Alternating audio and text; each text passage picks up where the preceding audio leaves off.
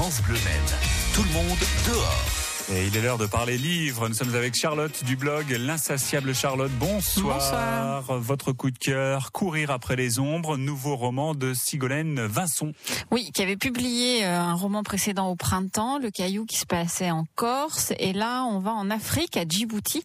Elle a grandi là-bas, donc c'est une terre qu'elle connaît bien. Et elle nous embarque avec Paul, qui est un économiste qui a décidé de faire couler le capitalisme occidental en travaillant pour les Chinois. Rien que cela. Rien que cela. Mais en même temps, il n'a pas abandonné sa part de rêve et il veut trouver les écrits jamais révélés d'Arthur Rimbaud, qui a été en Afrique pour devenir marchand, le poète qui devient marchand, un peu triste comme constat.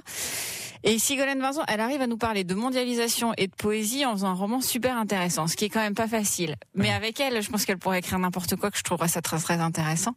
On suit donc ce personnage complètement atypique, en proie évidemment avec des tiraillements entre la volonté que la poésie sauve le monde et puis la réalité un peu machiavélique du capitalisme occidental.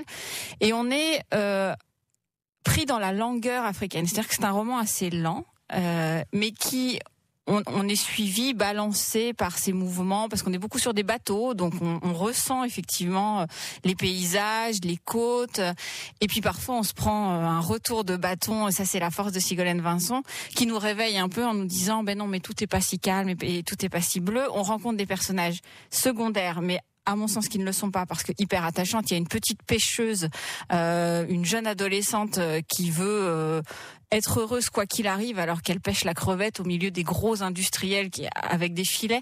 Voilà, on rencontre plein de personnages hyper intéressants. C'est pas du tout donneur de leçons, c'est-à-dire c'est pas les méchants occidentaux qui vont détruire l'Afrique. C'est pas ça. C'est beaucoup plus intéressant, c'est beaucoup plus intelligent surtout, et c'est vraiment un peu sur après quoi on court. Dans la vie. Est-ce que on se résout à suivre la marche du monde qui effectivement est pas très très jolie et qui va plutôt du côté de l'argent, ou est-ce qu'on essaye quand même un peu de rêver et de trouver quelque chose là-dedans? C'est vraiment un roman, je trouve, hyper bien cousu, et avec voilà cette espèce de langueur, de chaleur qu'on ressent.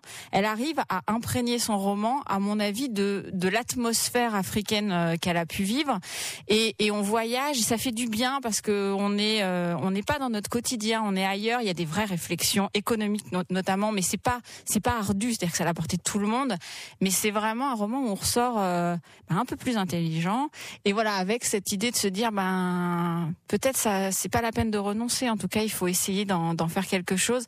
Mais voilà, Sigolène Vincent a une langue très particulière, c'est très pur, et c'est voilà, elle arrive à étirer des moments et d'un coup on tombe et on n'avait rien vu venir évidemment. Sigolène Vincent, Courir après les ombres, c'est paru chez Plon, c'est votre coup de cœur Charlotte, et on y fait référence sur votre blog L'Insatiable Charlotte. À la semaine prochaine. À la semaine prochaine. Avec toujours autant d'enthousiasme.